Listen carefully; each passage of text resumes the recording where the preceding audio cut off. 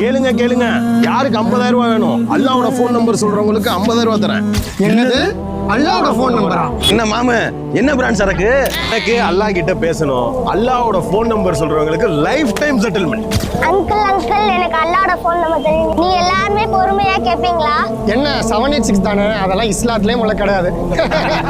இல்ல 2 4 4 3 4 இதான் அல்லாவோட போன் நம்பர்.